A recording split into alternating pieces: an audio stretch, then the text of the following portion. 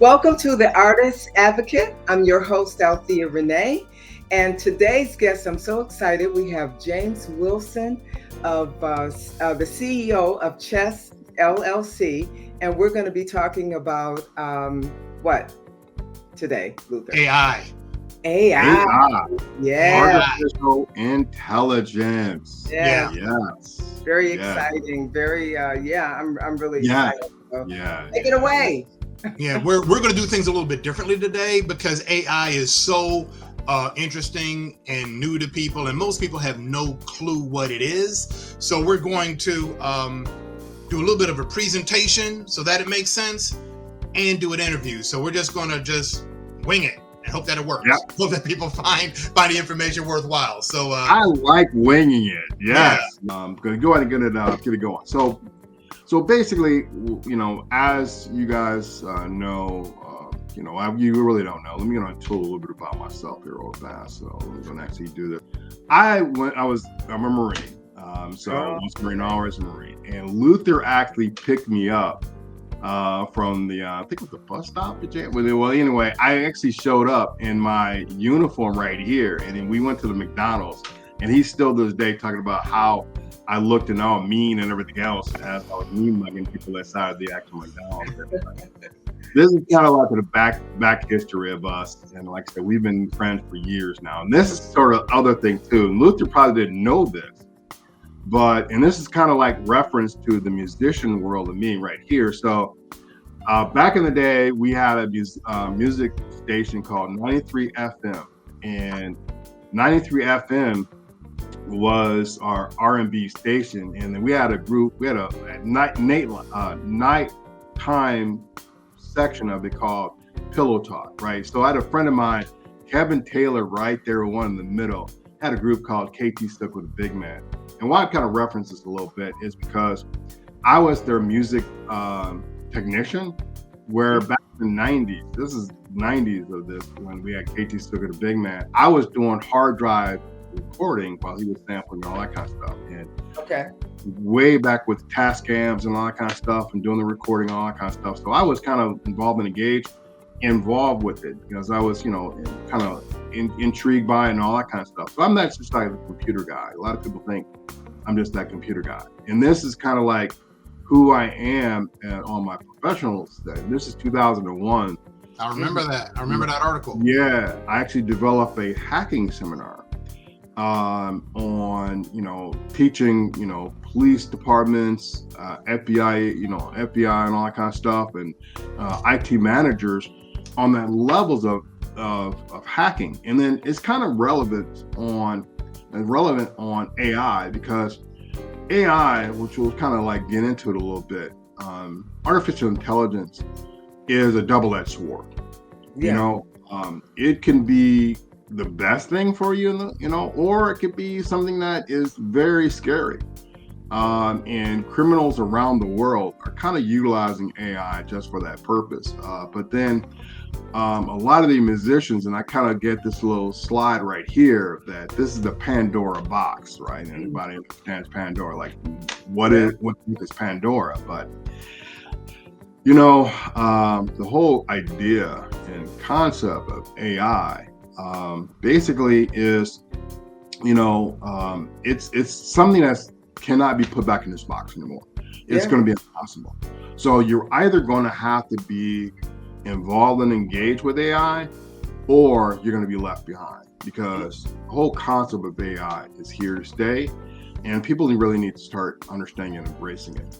So, see, I'm going to see here, because I think I'm off to the side to talk about this. Well, let me see. Let me see there for a second. Let me try to pull this over here. Yeah, we'll go look at that. So, kind of like, what is artificial intelligence? I kind of want to give like a backdrop and understanding. Yeah, what is it and how does it work? Yeah, so a lot of people think like AI is something like a new concept, a new idea. And before the actual podcast, Luther and I was talking about this. I was, involved and engaged with computers. I had my first set of computers, and this will probably amaze people, that especially African American male, but I was very blessed to actually have some, very forward-thinking parents, and also I was very intrigued with electronics and everything else. I had my first set of computer systems back in the 80s. I had a Commodore 64, Timex Sinclair, I had an Atom. I had 3 computer systems. In our school district, we actually had a computer, station. You might think of it as like nothing nowadays, but back in the 80s, that was a pretty big thing. That was kind of a big deal back then because people didn't have computer labs. Yeah. No, they didn't have computer labs. Yeah. And then even more, and Luther will probably, I'm not sure if you had shop, but I did have shop. I remember back then when we were introduced to a computer, a personal computer hooked up to a lathe. Hold on one second, guys. Sorry about this. I got all these calls coming in. I had a computer system hooked up to a lathe, and what a lathe is that a lathe is a mechanical device that utilizes blades to actually shape something. Like put a cylinder and it would make shape a bat, whatever. Yeah. And I remember in wood class, we actually had a demonstration back in high school where they actually hooked up a computer, and it was actually loaned from somewhere else, and actually making the lathe of that. And I was like, man, this is blowing my mind, because I was already involved in computers and I saw the advantages of it, right?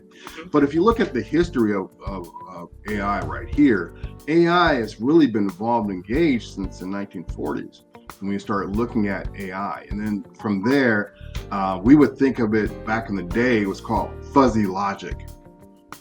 Where computer systems, you would give like a command and you would kind of know what it is, but it would use logic to understand where things are going to go.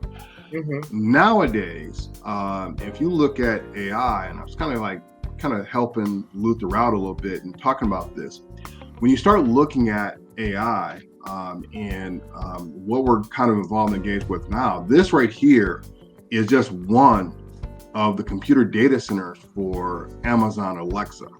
So if we kind of look at this now, right, and look at Amazon Alexa. So if you have a Echo or an Amazon Show, or let's say Watch, or if you have a Siri, if you have Cortana for Windows, whatever, you're connected to an AI neural network, right?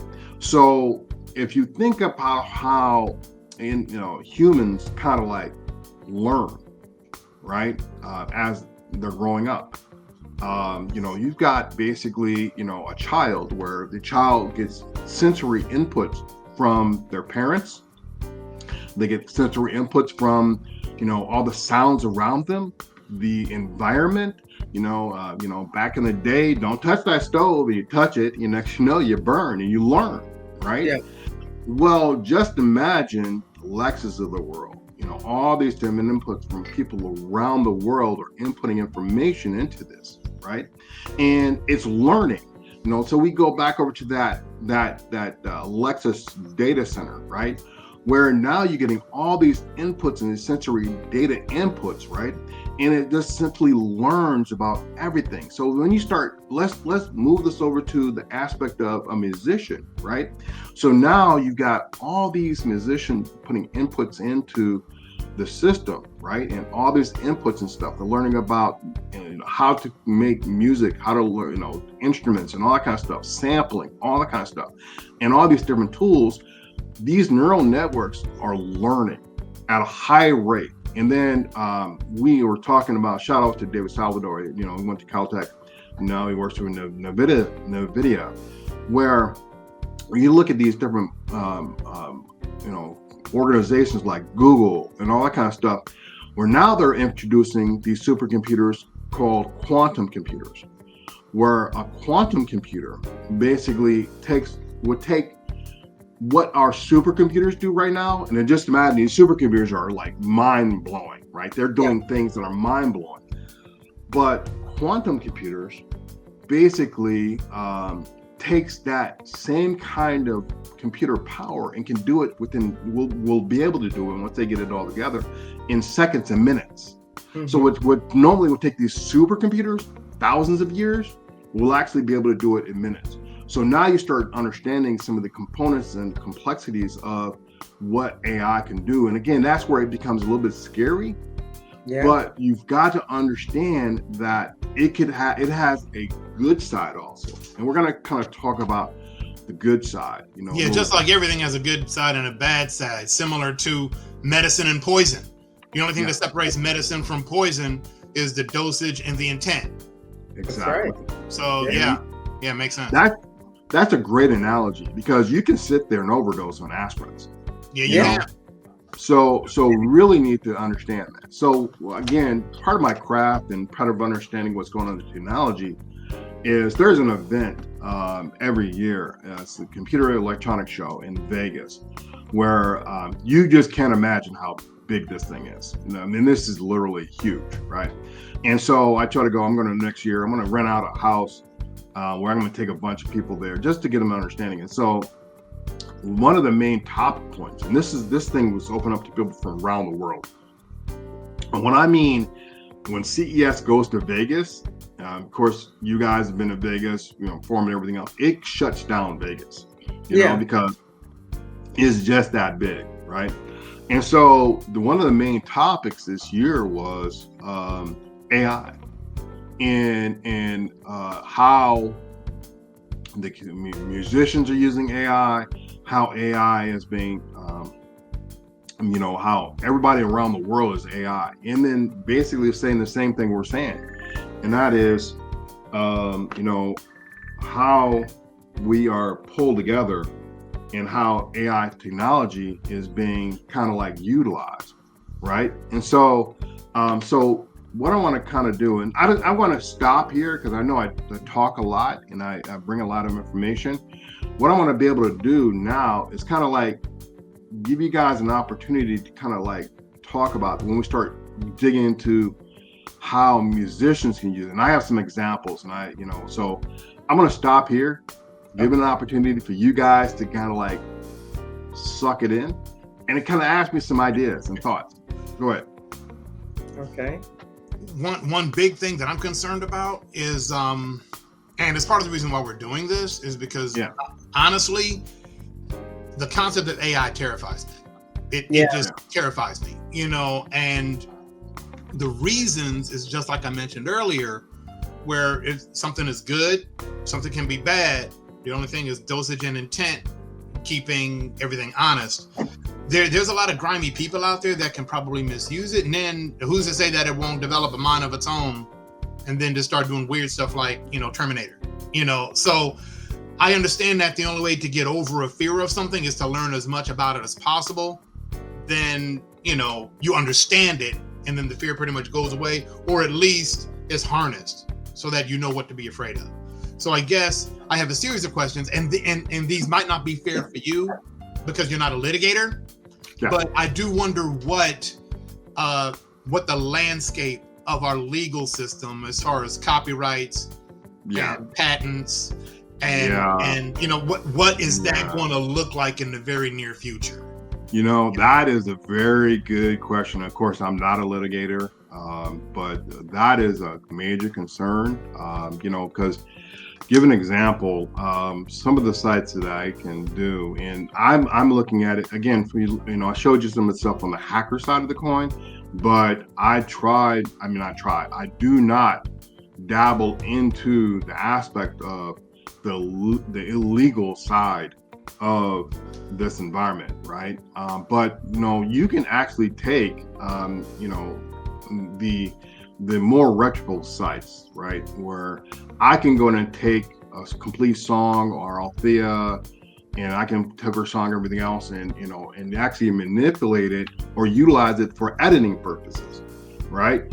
But on the same token, the guy that came out the Drake AI generated song, right? And it basically sounds just like Drake, and so these are some of the things that scares a lot of musicians, because in one aspect you can basically take someone's art, someone's work, and completely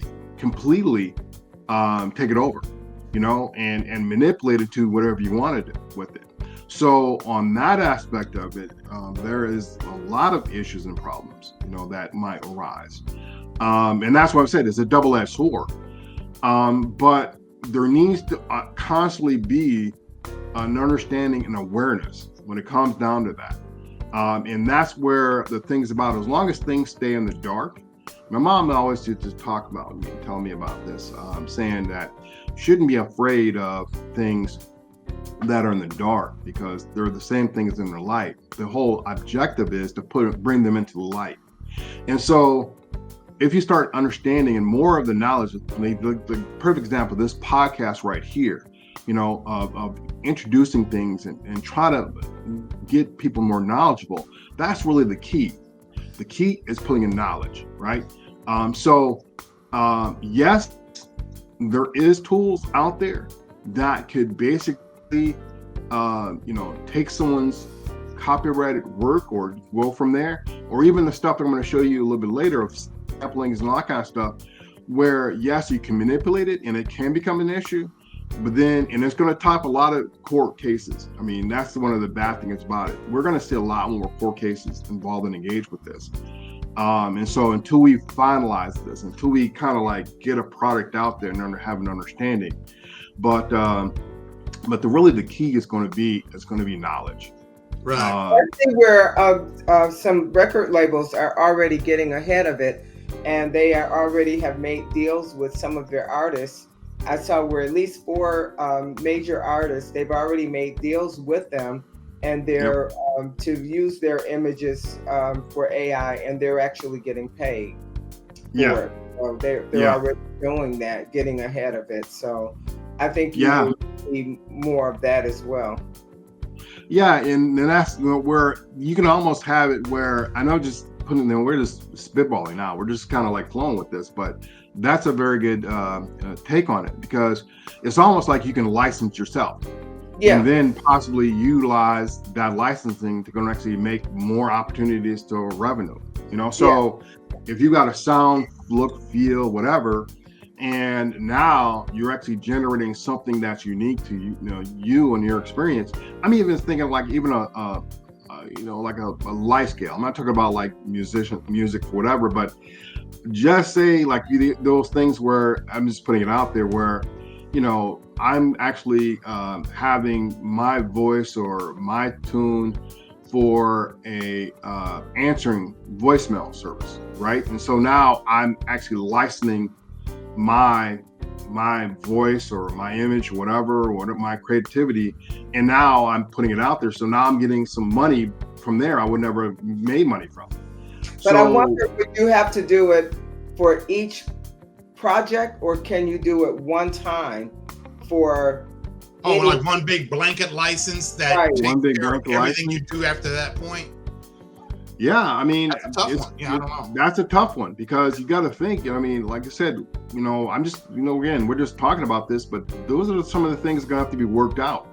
Where you've got, like I said before, I'm just using an analogy of that. I'm making a new voicemail message, right? And I got Althea Rene's, music tracks and all that kind of stuff, and I want to have my voicemail from my phone, whatever, right? So would it be where I basically license this software company or this website to be able to use it? So now I'm actually getting money from the downloads that download the software, or is it where I'm getting somewhere there's a process that understands every time someone new makes a new voicemail message with your tracks on it, whatever, I get a penny from that.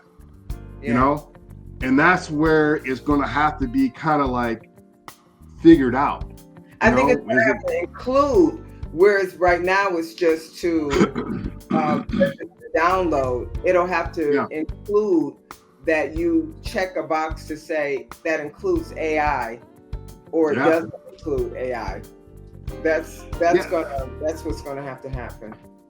Yeah, because, I mean, there could be a digital, give an example how we do it now in the medical field. And again, because I have a wide variety of knowledge on different things, your medical information, whatever. And so there is the talk of actually having a digital signature on your medical records, your medical information, right? Is there a way that you can have some kind of a digital signature on your work?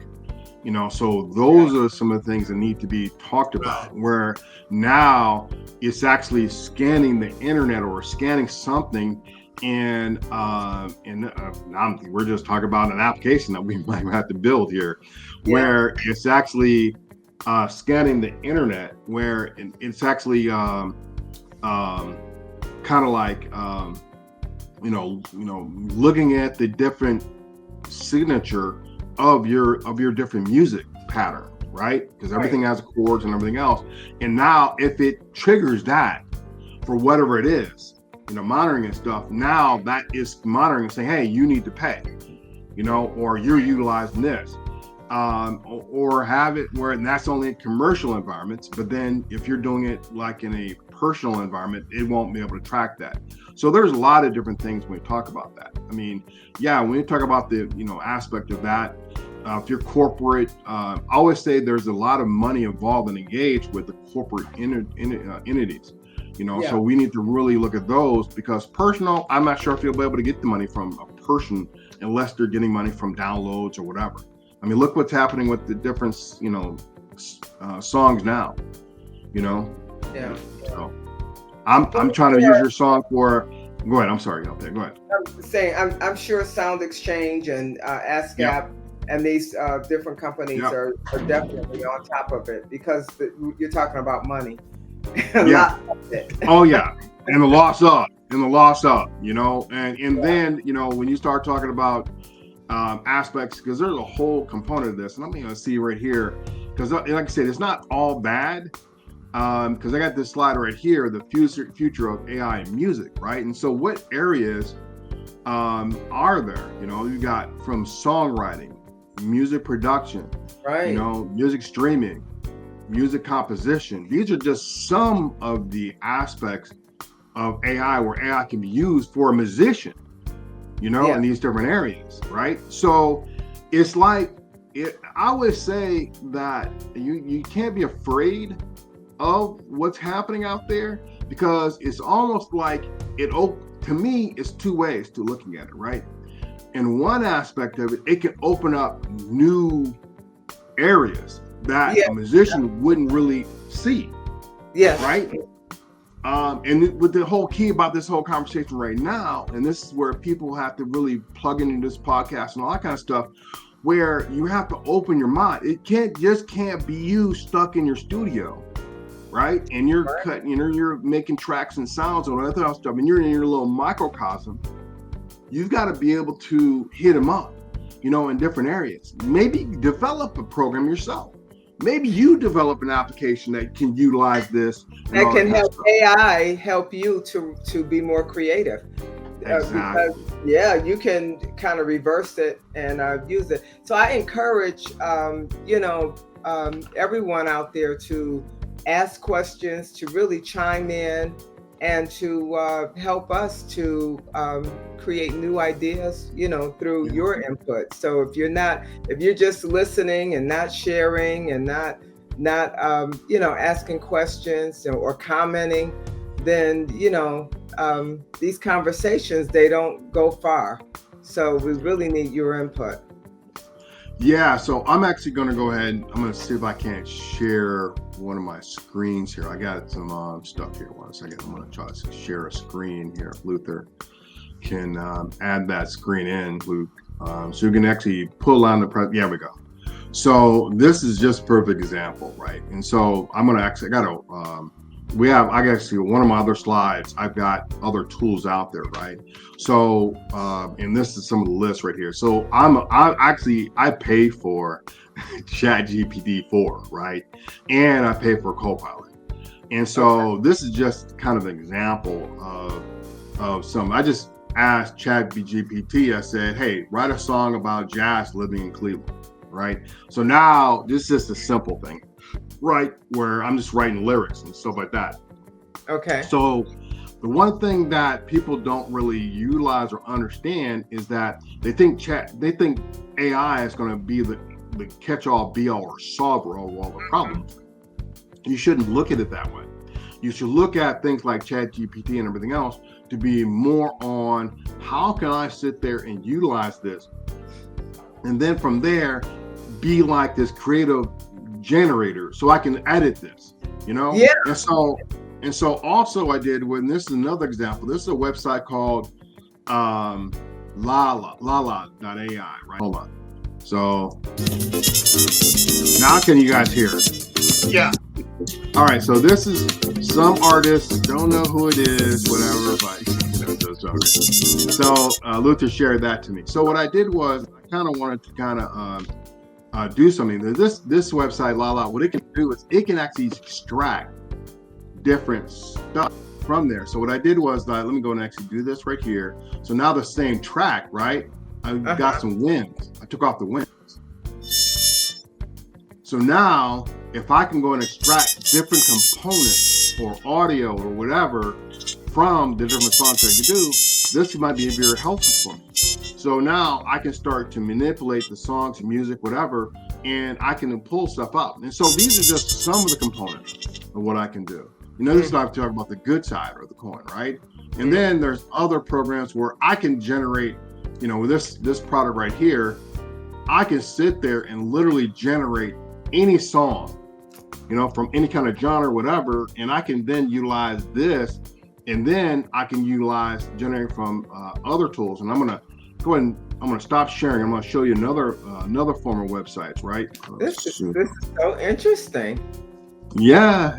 I mean, this is really give you ideas. If you have an idea for a song, it can kind of like, you know, put you in a direction. Yeah, that's right. And so this right here, this list will be available in the podcast. Everybody can take a snapshot of this right here. So I'm gonna actually do this real fast. So this right here. So here to give an example, right? So this right here, this is basically another site, and again, this is kids.ai. So I can now utilize this site, right, to generate any kind of vocals for a song, right? And then apply them, and then go to this site right here, right, Suno, where I can then generate any song, and then I can apply those vocals to those songs. So again, if you look at this in a different light, where you don't look at this as, oh, it's gonna ruin me, it's gonna all this stuff right here. Now you start looking at it where you're like, oh yeah, you know, hold on, I'm going to stop sharing the screen a little bit so we can see each other. So now you start looking at this where I can now utilize this to generate my creative juices. Because sometimes you got a block, sometimes you don't have it. You know, I mean, let's be honest with you. Sometimes you don't have it. Yeah. And so now, if you're like, man, I got this hit. See, I have a really bad problem with me, right? So I'll sit there and I have this creative thing, and if I have this thing in my head, right, and if I don't get it out in my head, then I'll literally be stuck. Like I'll be stuck, and I'll have my kids know. Like I'll be like, what is that? What is that? And I get it out. Well, it's tools like this can kind of like get your juices flowing, and then you being the artist, you then can expound upon that. To actually generate you to the next level. You know, this is so crazy. Thank you so much for being here. This is like mind blowing to me. The big takeaway from today's session is that AI is a tool, similar to a hammer. You can do wonderful things with a hammer, or you could do horrific things with a hammer. Yeah, the choice is yours. You know, but you'll be foolish if everybody has a hammer and you don't. So the point is, you need to get on it and understand what AI is all about. So So James, let us know. Do you have anything else to share with us that you haven't already shared? No, that's about it. You know, and so I do have Luke going to the presentation up there. Anybody want to reach out to me? I got my contact emails out there. Oh, look at that photo! Look at that! Look at that! Yeah, here we go. Wow. Here we go. Here we go. That's my professional photo. That's my, I get another headshot over there. I appreciate you. You just So if you want to reach out, anybody wants to reach out, whatever, I do work with a lot of people and musicians. I'm more on the technical side of the coin. Obviously, I work with, the different, like the different tools and everything else to making the instruments work together and all that kind of stuff. The networking side, because that's a whole other thing on the side of the musicians too. We haven't even talked about that, where now you're utilizing tools that are connecting your instruments, and it's not like you got your snake there and it's all analog. Everything is digital, and you're punched down in your digital work, and you're running your studios and all that kind of stuff. And now it's all network based. So that's where I kind of like really flow, and I work with my sound engineers for that and helping them out. But and there's tools out there, man. It used to be a day that Apple was so king on there.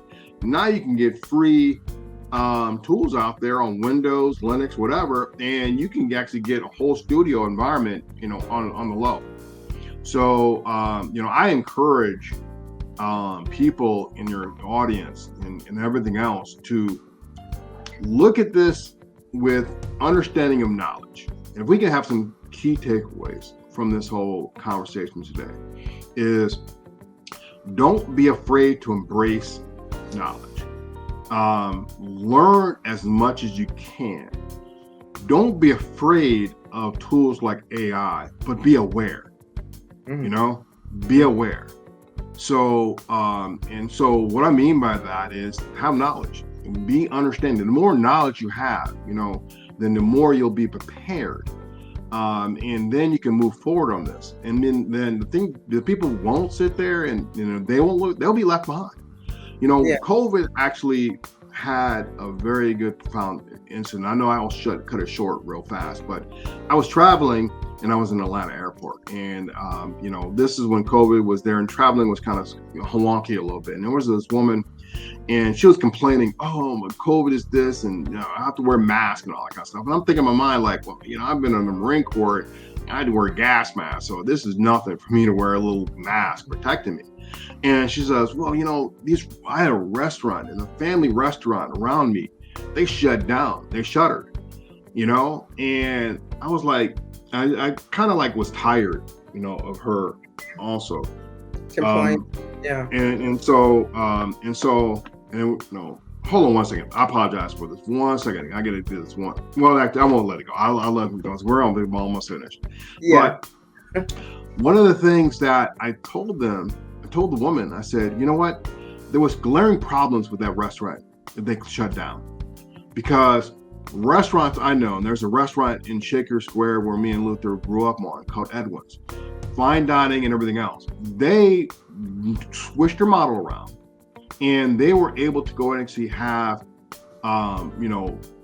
pickup services, and they flourished.